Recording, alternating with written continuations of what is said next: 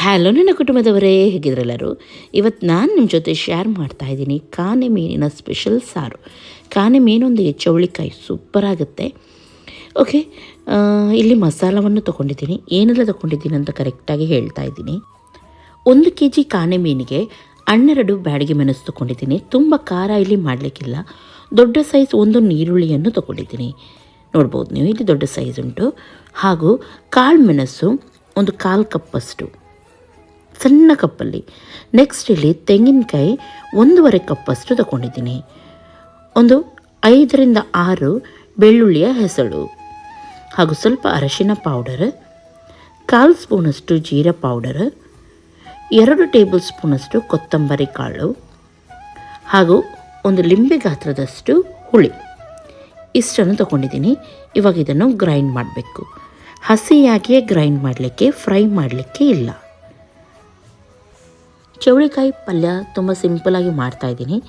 ಸಾಸಿವೆ ಎಣ್ಣೆಯನ್ನು ಹಾಕಿದ್ದೀನಿ. ಇದಕ್ಕೆ ನೀರುಳ್ಳಿಯನ್ನು ಕೂಡ ಹಾಕಿ ಫ್ರೈ ಮಾಡ್ತಾಯಿದ್ದೀನಿ. ನೀರುಳ್ಳಿ ಫ್ರೈ ಆಗಿದೆ, ಚೌಳಿಕಾಯಿ ಹಾಕಬೇಕು.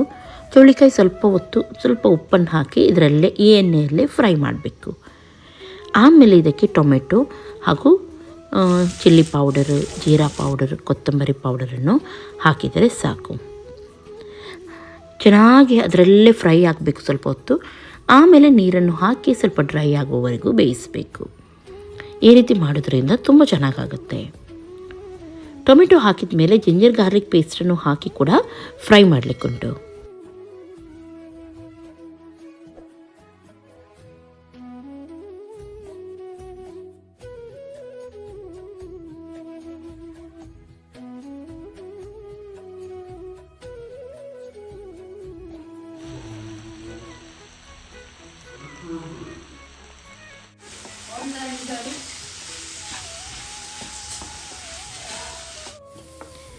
ಓಕೆ, ಇವಾಗ ನೀರನ್ನು ಹಾಕಿ ಸ್ವಲ್ಪ ಒಂದು 1/4 ಕಪ್ಪಷ್ಟು ನೀರನ್ನು ಹಾಕಿ ಚೆನ್ನಾಗಿ ಇದನ್ನು ಬೇಯಿಸ್ತಾ ಇದ್ದೀನಿ. ಡ್ರೈ ಆದಮೇಲೆ ಆಫ್ ಮಾಡಿದರೆ ಆಯಿತು.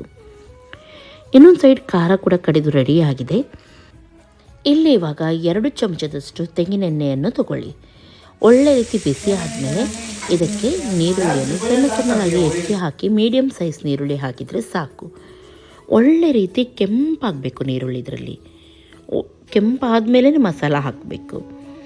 ಇಲ್ಲಿ ನೋಡಿ, ಕಾನೆ ಮೀನು ಈ ರೀತಿ ಇರುತ್ತೆ. ಯಾರಿಗಾದರೂ ಗೊತ್ತಿಲ್ಲದಿದ್ದರೆ ತುಂಬ ರುಚಿಯಾಗಿರುತ್ತೆ. ಹಾಗೂ ದೊಡ್ಡ ಸೈಜ್, ಸಣ್ಣ ಸೈಜ್ ಸಿಗುತ್ತೆ. ಕ್ಲೀನ್ ಮಾಡಿ ಇಟ್ಕೊಂಡಿದ್ದೀವಿ. ನೀರುಳ್ಳಿ ಒಳ್ಳೆ ರೀತಿ ಕೆಂಪಾದಮೇಲೆ ಇದಕ್ಕೆ ಇವಾಗ ಮಸಾಲವನ್ನು ಹಾಕ್ತಾಯಿದ್ದೀವಿ. ಒಂದು 5 ನಿಮಿಷ ಎಣ್ಣೆಯಲ್ಲಿ ಮಸಾಲವನ್ನು ಸರಿಯಾಗಿ ನಾವು ಫ್ರೈ ಮಾಡೋಣ.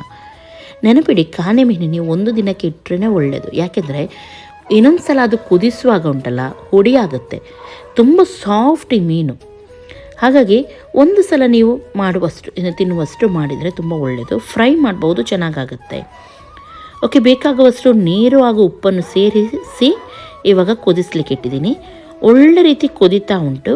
ಕುದಿ ಬಂದಿದ್ದೇ ಇದಕ್ಕೆ ಮೀನನ್ನು ನಾವು ಹಾಕೋಣ. ಮೀನನ್ನು ಹಾಕಿ ಮೆಲ್ಲನೆ ಸೈಡಿಂದ ಇದನ್ನು ಇದು ಮಾಡಿ ಒಳ್ಳೆ ರೀತಿ ಒಂದು ಸಣ್ಣದಾಗಿ ಕುದಿ ಬಂದ ಮೇಲೆ ಗ್ಯಾಸನ್ನು ಆಫ್ ಮಾಡಿಬಿಡಿ. ಯಾಕೆಂದರೆ ನಾನು ಆವಾಗಲೇ ಹೇಳಿದೆ, ಈ ಮೀನು ಬೇಗನೆ ಉಡಿಯಾಗುತ್ತೆ. ನೋಡಿ, ಕುದಿ ಬಂತು. ಇವಾಗ ಗ್ಯಾಸನ್ನು ಆಫ್ ಮಾಡಿಬಿಡಿ. ಮಣ್ಣಿನ ಪಾತ್ರೆಯಲ್ಲಿ ಆಫ್ ಮಾಡಿದ ಮೇಲೆ ಕೂಡ ಕುದಿಯುತ್ತೆ. ಹಾಗಾಗಿ ಸ್ವಲ್ಪ ಕುದಿ ಬಂದಿದೆ, ಆಫ್ ಮಾಡಿದರೆ ಆಯಿತು. ಉಪ್ಪು, ಹುಳಿ, ಖಾರ ನೋಡಿಕೊಂಡು ಕೆಳಗಿಳಿಸಿ. ತುಂಬ ರುಚಿಯಾಗಿ ಬರುತ್ತೆ. ಒಮ್ಮೆ ನೀವು ಟ್ರೈ ಮಾಡಿ ಹೇಳಿ. ಇವತ್ತಿನ ಈ ಒಂದು ರೆಸಿಪಿ ನಿಮಗೆ ಇಷ್ಟ ಆಯಿತು ಅಂತಂದರೆ ಲೈಕ್ ಮಾಡಿ, ಶೇರ್ ಮಾಡಿ ಹಾಗೂ ಸಬ್ಸ್ಕ್ರೈಬ್ ಮಾಡಿ. ಒಳ್ಳೆ ರೆಸಿಪಿಗೋಸ್ಕರ ನನ್ನನ್ನು ಫಾಲೋ ಮಾಡ್ತಾಯಿರಿ. ಎಲ್ಲರಿಗೂ ಟೇಕ್ ಕೇರ್. ಬಾಯ್ ಬಾಯ್.